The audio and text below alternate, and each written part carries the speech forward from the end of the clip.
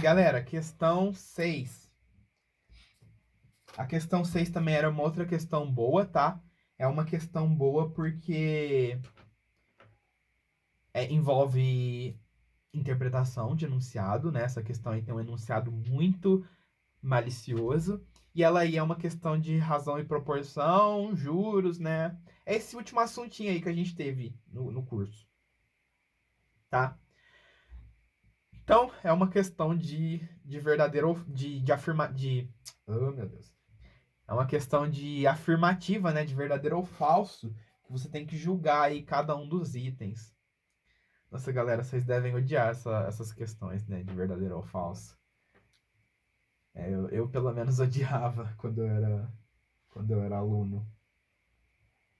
Mas é o jeito que a prova é, tá? Então, a gente tem que, por mais chatas que essas questões sejam, né?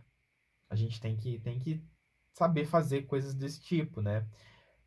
Porque você pode, tipo assim, acertar duas afirmativas, perder seu tempo com duas afirmativas e errar uma terceira, né? Por isso que essas questões aí costumam ser bem chatas, mas a gente tem que saber fazer elas, porque a Epicar faz isso, tá? Bom, então a questão fala assim, ó, vamos começar pela afirmativa um aí. Se o aluguel consome 40% do salário de um trabalhador, né? Aí quem é trabalhador aí tem seu salário comido pelo aluguel aí, né? Que é meu caso.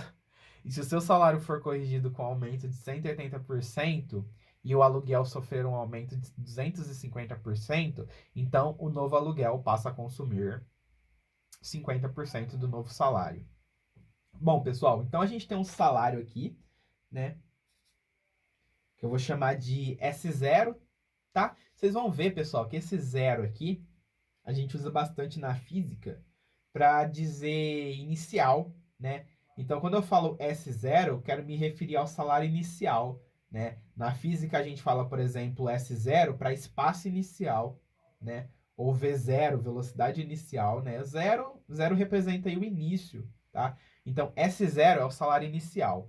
Esse salário, pessoal, ele vai sofrer um aumento aí de 180%, não é?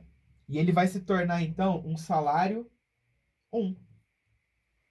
Ou salário linha, ou salário qualquer coisa, tá? Mas é um salário diferente, tá? E esse salário um, pessoal, então, ele sofreu um aumento de 180%. E é aqui que a questão pega a molecada, né?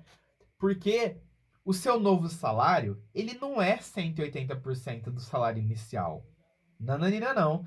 Ele aumentou 180%. Então, o seu novo salário vai ser o salário de antes mais 1,8 do salário de antes. Porque esse aqui, pessoal, é o aumento, tá? Ele está aumentando de 180%. Então, seu novo salário, ele vai ser 2,8 S0. Então, se o seu salário inicial era de R$ 1.000, o seu novo salário vai ser de 2.800, porque você teve um aumento de 1.800, você teve um aumento de 180%, tá? E cuidado, porque esse aumento engana. Ele quer que você fale que seu novo salário é 180% do original, o que não é verdade. Ele é ele é 280% do original, porque ele aumentou 180%, beleza? E a mesma coisa para o aluguel. O aluguel sofreu um aumento de 250%. Então você tinha aqui um A0 e esse A0 se tornou um A1. E o A1 ele é o A0 mais 2,5 do A0. Ou seja, seu novo aluguel é 3,5 do aluguel inicial. Beleza? Aí o que a questão fala? A questão fala que é, antigamente, né, o aluguel consumia 40% do salário. Então, o A0 é 40% do salário inicial. Beleza? E ele tá falando aí que o A1 Ele está falando que o A1 é 0,5 do novo salário. E a gente tem que verificar se isso aqui é verdade.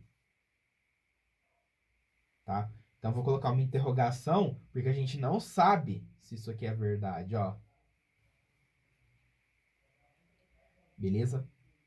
Então, como é que a gente faz?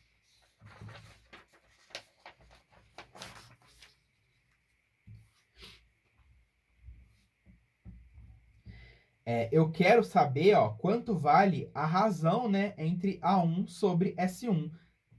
Então, ó, A1, se eu pegar o A1 e dividir por S1, eu tenho que verificar se dá meio. Então, eu vou pegar aqui o meu A1 e vou dividir por S1. A1 dividido por S1, pessoal, vai dar 3,5 de A0 dividido por 2,8 de S0. E o A0 é 0,4 de S0. Então, o A0 aqui é 0,4 de S0. Aí o S0 corta, porque não importa. E aí eu vou fazer 3,5 vezes 0,4. Isso aí vai dar 1,4. Então, A1 sobre S1 é igual a 1,4 sobre 2,8, que é a fração equivalente a 1 sobre 2, que é meio. Tá? Então, se eu dividir o meu aluguel novo pelo meu salário novo, dá meio. Ou seja, o aluguel equivale a 50% do novo salário, tá? Então, a gente verificou essa afirmação que ele disse e a gente concluiu que ela é verdadeira, tá? Então, a 1 aí, ela é correta. O que nos leva aí, ó, então, tô usando aqui porcentagem, tá? Isso aqui é uma questão de porcentagem. Aí a gente vai para a alternativa 2. Afirmativa, né, melhor dizendo. A afirmativa 2 fala assim, ó. Se em um período que os preços subiram 82%, os salários de certa categoria aumentaram apenas 30%, então, para que os salários recuperem o poder de compra, eles devem ser aumentados em 40%. Bom. Então, pessoal, a gente ganhava aí um salário S, tá? E esse salário S, a gente podia comprar aí produtos, né? Vamos supor assim que a gente ganha 100 reais, tá? A gente ganha 100 reais e a gente pode comprar produtos, né, de 100 reais. Só que imagina que o produto, ele fica 82% mais caro. Ou seja, para você comprar ali o que você compraria com 100 reais, você vai precisar pagar 182 reais, tá? Ou seja, ó, 1,82 de S é o novo preço, né? Nossa, é o novo preço.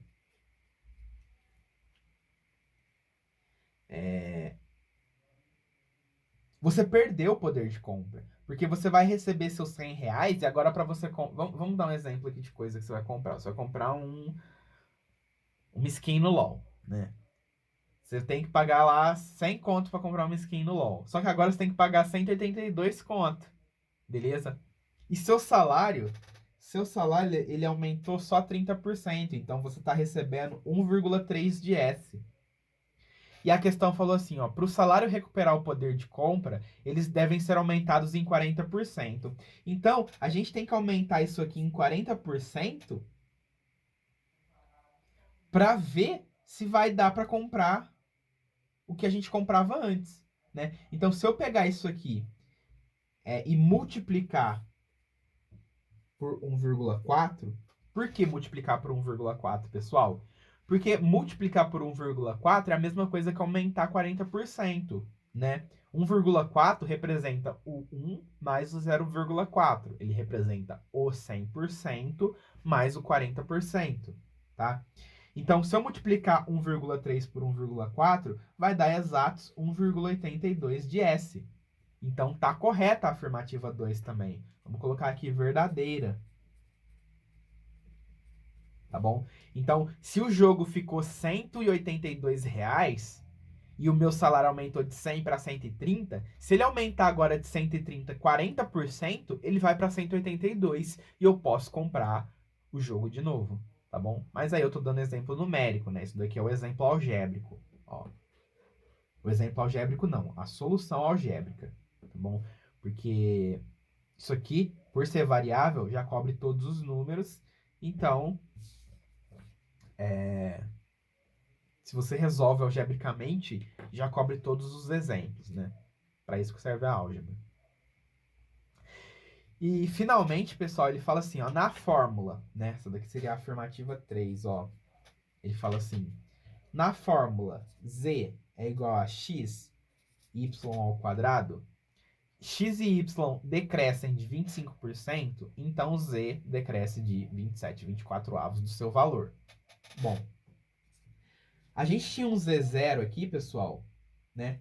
Que era x0 vezes y0 ao quadrado, tá? Aí, o nosso x1, ele vai ser 0,75 de x0, tá? Porque justamente aqui ele decresceu 25%.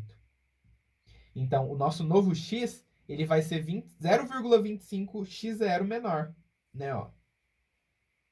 Também pode fazer a regra de 3, tá, pessoal, aqui. Eu já fiz direto. Porque né, o x1 ele é 0,75 do valor inicial, porque ele decresceu 25%. E o y1 é igual a 0,75 de y0. E o z1 é x1 vezes y1 ao quadrado.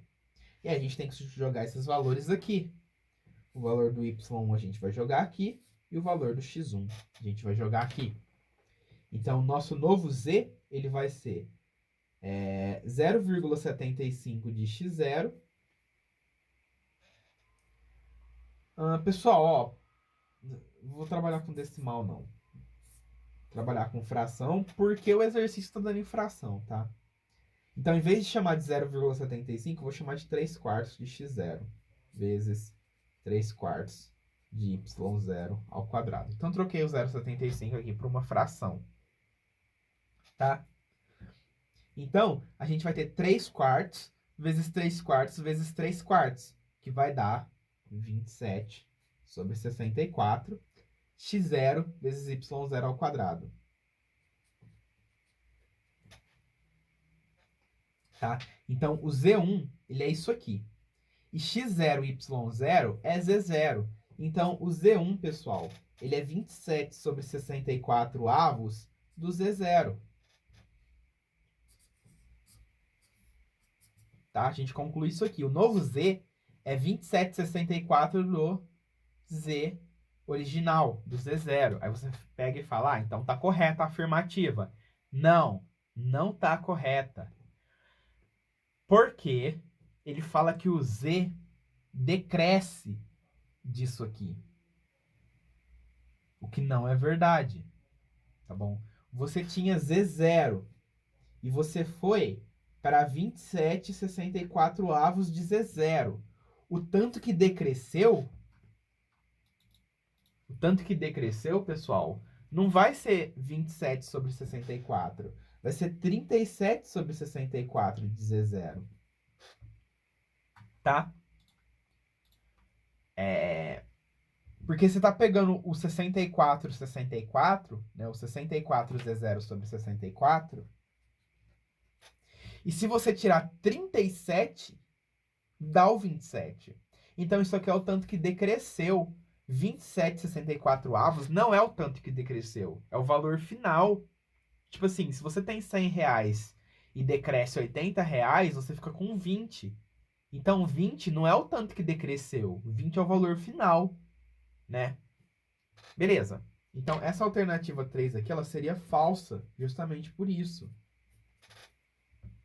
E aí, a gente vai ter, então, como resposta que apenas as afirmativas 1 e 2 são verdadeiras, dando pra gente aí a letra A. Beleza? Letra A. Então, essa daí era a questão 6.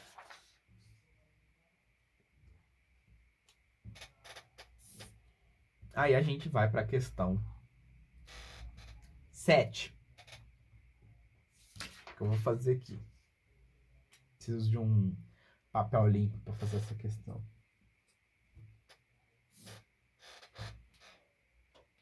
Exercício 7, ó. O exercício 7 fala assim: durante o verão, quando há um consumo de refrigerantes, um grupo de escoteiros decidiu coletar latas de alumínio para reciclagem. Então, os escoteiros aí, eles estão recolhendo 300 latas por dia. A companhia de reciclagem pagava 10 centavos por lata, mas a esse preço as latas estavam se acumulando nos galpões rapidamente, mais rapidamente do que poderiam ser recicladas. Então, no dia que os escoteiros começaram a coletar, né, a campanha mudou a sua estratégia e passou a pagar uma quantia menor por lata. Houve uma redução fixa e diária correspondente a 1,25 do preço inicial de 10 centavos. Como as latas coletadas deveriam ser entregues de uma única vez devido aos custos de transporte, os escoteiros ficaram em um dilema. No início, o preço estava melhor, mas eles tinham poucas latas. Por outro lado, se esperassem muito, o preço ficaria significantemente menor. Deste modo, o número de dias em que os escoteiros devem concluir a coleta e vender as latas, de modo que o grupamento receba a maior quantia possível, é igual a... Show! Pessoal, esse exercício aí, o que ele pede? Ele pede o número de dias, né, para receber a maior quantia possível. Então, como a gente quer encontrar um valor de maior quantia possível, né? O que isso aí tá dando a entender? Tá dando a entender que esse exercício aí é um exercício de vértice de parábola, né? Um exercício aí de função de segundo grau. Dependendo do n, dependendo do número de dias, você recebe um valor. Você quer achar qual que é o máximo valor. Então, é um indicativo aí de que esse exercício é de função, tá bom? Quando você vê o exercício falando de máximo, de maior quantia possível, né? De duas, uma. Ou vai ser um exercício de inequação, tá? Porque exercício de inequação trabalha com valor máximo, né? A inequação, ela tem um limite, né? O sinal de maior, ele fala assim, o x é maior que 7. Então, 7, né, seria o valor mínimo, se o x é maior ou igual a 7. Né? Então, seu 7 ali é o valor mínimo. Ou x é menor ou igual a 6. Então, 6 é o valor máximo. Tá? Então, se a questão está dando indícios aí de maior quantia possível, você tem que entender que você vai ter que procurar ou por uma equação de segundo grau ou por uma inequação, tá bom? Porque justamente esse tipo de exercício usa isso, valor de máximo, pessoal. Tá? Então, vamos lá. Vamos dar primeiro um nome aqui para as nossas variáveis. Vamos chamar aqui de D, então, o número de dias. Tá bom? D é o número de dias que eles vão demorar juntando latinha. Tá? Então, a gente quer achar um D. Né? A pergunta é o número de dias. Então, a gente quer achar o valor desse D aí. E a gente quer achar o valor desse D que o lucro, né, é o maior possível. Lucro. Só que o que é o lucro, pessoal? O lucro é a quantidade de latinha, não é? Vezes o preço de cada latinha. Tá bom? Então, o lucro vai ser esse produto. Quantidade de latinha vezes o preço de cada latinha. Simples assim, tá bom? Então, a quantidade de latinha, a gente vai chamar por Q. Q vai ser a minha quantidade de latinhas. E aí, o exercício não falou que os escoteiros, eles resolvem, eles juntam 300 latinhas por dia? Então, isso aqui é a minha quantidade de latinhas. Eu consegui escrever numa função do primeiro grau, né? Ó, a quantidade de latinhas num dado dia é dado por 300 vezes o número de dias. Então, no dia 0, eles não têm nenhuma latinha. No dia 1, eles têm 300. No dia 2, 600. Tá? Então, a quantidade de latinhas é uma função de primeiro grau em D. Quanto mais dias, mais latinhas, né?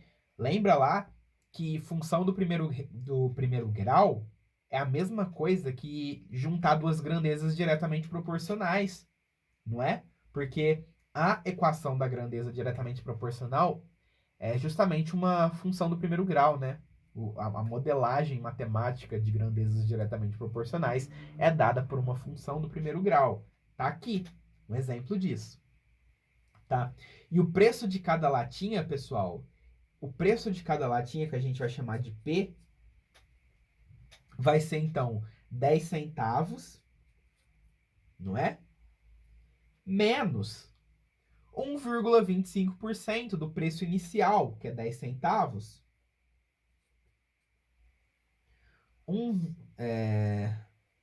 Escrevi errado. Vou colocar assim, ó. 1,25% do preço inicial vezes o número de dias. Então, isso aqui, ó, é um exemplo de juros ao contrário, né? É um exemplo de que a nossa taxa de juros ela é negativa, tá bom? Quanto mais tempo passa, menos você vai receber. Então, o preço de cada latinha vai ser 10 centavos menos 1,5% dos 10 centavos para cada dia. Então, essa daqui é a função que dá o preço de cada latinha. Tá? Que eu vou trocar esse 1,25%, pessoal. Eu vou levar ele para a nossa forma decimal, tá? Então, 1,25%, né, é a mesma coisa que 1,25 sobre 100, que é a mesma coisa aqui que 0,0125, que eu tenho que multiplicar por 0,1. Então, eu vou ter isso aqui, ó.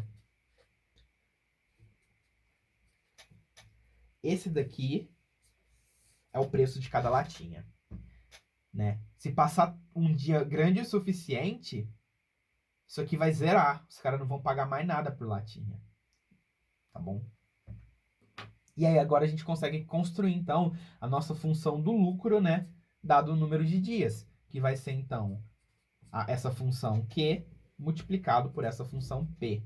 Tá? Que nada mais é do que o lucro é a quantidade de latinha vezes o preço de cada latinha. Só que todas essas coisas dependem do tempo, dependem do número de dias passados. Então, o nosso lucro ele vai ser de 300D vezes 0,10 menos 0,00125D. Tá? Então, 300 vezes 0,1 é 30, pessoal. E 300 vezes 0,00125 é 0,375. E aí, D vezes D, D ao quadrado. Então, como previsto, não é? Como previsto, o nosso lucro ele é uma função de segundo grau. Ele é uma função de segundo grau, pessoal, que tem como gráfico uma parábola triste, porque a nossa variável ao quadrado está negativa. E uma das raízes é zero, porque se eu jogar zero aqui, zera, né? Essa função de segundo grau ela não tem C. Se ela não tem C, significa que ela passa na origem. E se ela passa na origem, significa que uma das raízes é zero. Ou seja, isso aqui, esse ponto aqui, é o tanto que eles recebem vendendo zero latinha, pessoal. Zero latinha não dá dinheiro. Zero latinha é zero. E esse outro ponto aqui, ele representa o tanto que eles ganham se eles demorarem tempo suficiente para que o preço chegue a zero. Se o preço por cada latinha é zero, não importa quantas latinhas que eles vendem, que eles estão vendendo por zero, eles não vão ter lucro. Então, existe esse ponto ótimo, né? Que é o que a gente quer achar. Então, na verdade, o que o exercício pede é esse D vértice. A gente quer achar o número de... o X vértice aqui, ó. A abscissa do vértice que maximiza o lucro, né? Então, para a gente achar o D vértice, a gente vai usar a fórmula do vértice, né? Que é menos B sobre 2A. Né? Então, a gente vai pegar aqui o D, o B, né? Vai ser menos 30 sobre menos 2 vezes 0,375. E a gente tem que fazer essa divisão aí. Então, 30 dividido por 2 dá 15, e 15 dividido por 0,375 dá 40. 40, tá? Então, vão demorar 40 dias para eles terem o lucro máximo, tá bom? Então, você vai ter aqui a alternativa C. Ó. Então, pessoal, aqui é 40. Se vocês quiserem descobrir esse lucro máximo, né? Ou vocês podem descobrir a quantidade de latinhas jogando 40 aqui, e depois você descobre o preço por latinha jogando 40 aqui, e você multiplica um pelo outro, ou você joga 40 aqui já na nossa função de segundo grau. Tá? Que aí você vai ter o mesmo lucro, porque isso aqui vem desse produto. Tá? Pessoal, esse tipo de exercício aqui, ele é totalmente factível de cair na prova da EPICAR, tá? Vocês têm que saber fazer esse exercício 7, tá? Esse exercício 7, ele é o problema de segundo grau, o problema de função de segundo grau. Quando a EPICAR fala assim, problema de função de segundo grau no edital dela, ela tá falando desse tipo de problema, tá? Problema com vértice. Esse aqui vocês têm que saber fazer, tá? Esse aqui é muito factível de cair. Beleza? O próximo exercício, que é o exercício 8, que eu vou estar resolvendo aí no próximo vídeo, ele também é um exercício de função de segundo grau, tá bom? Então, são exercícios que vocês têm que saber fazer, pessoal, tá? É um exercício que vem em forma de problema, e a EPICAR quer que vocês saibam interpretar o problema e transformar ele nisso, e resolver com base nos conhecimentos teóricos de vocês, tá bom? Então, exercício 7 é super importante, tá? Bom, vamos passar para o próximo vídeo aí, que no próximo vídeo eu vou estar resolvendo aí a questão 8, tá bom?